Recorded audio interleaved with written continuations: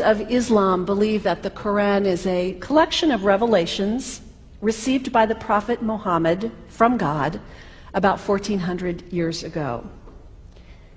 They believe that Muhammad was the last of a series of prophets and teachers and messengers that included Adam, Moses, Jesus, Abraham, all names revered by us as well. The word Islam means peaceful surrender to the will of God.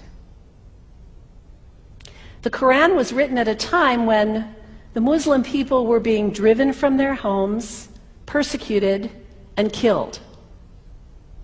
The Old Testament was written at a time when Jewish people were being driven from their homes, persecuted, and killed. And religious scholars will tell you that most holy scriptures have stories of war and violence in them. Throughout history, most faiths have used these texts to justify violence. And if there's anyone in this room at this moment who's thinking that I've got it wrong, after church today, pull out your Bible and look up Psalm 137. And you'll see that our own text has passages that can make us uncomfortable. But also, like the Bible, the predominant message of the Quran is of peace and care and loving God, justice, care for the neighbor, care for the stranger. In the Bible, we have thou shalt not kill. In the Quran, we have whoever kills another, surely he is killing all of humanity. And whoever saves the life of another, surely he saves the lives of all humanity. These are words of peace, words of faith, words that could save the world if we would take them to heart.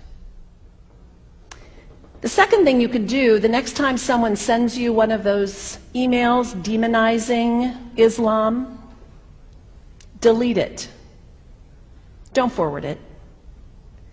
Don't participate in the stereotyping. Don't give in to your fear. It's okay to be a little afraid. We all have those emotions. Just don't give in to it. Don't sign on for it. Don't focus on this tiny group of extremists who commit acts of violence. Focus on the hundreds of millions of Muslim people in the world who are people of faith, whose priorities and concerns and families are not so different from your own. And third, when you think of Muslim people, think of individuals. Think of the professor at Ohio State. Think of the engineer at Honda. Think of the teacher at the elementary school down the street.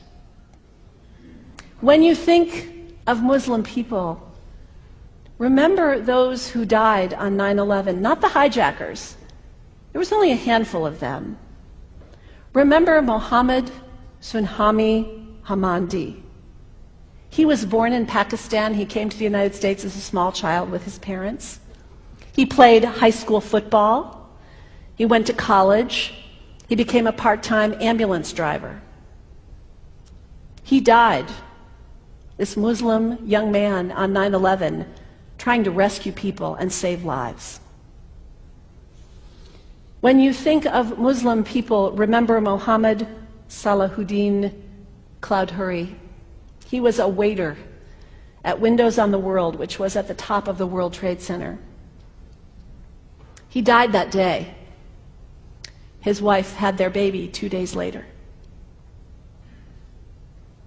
When you think of Muslim people, remember Rama Salih.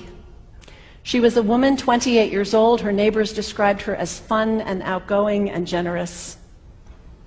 And she died on American Airlines Flight 11, 7 months pregnant with her first child.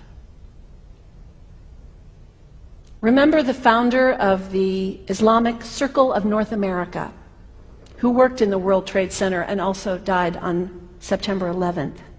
That same group now is giving away tens of thousands of copies of the Quran in response to the campaign about burning the Quran. In the language of their own tradition, they are spreading words of faith and peace and hope.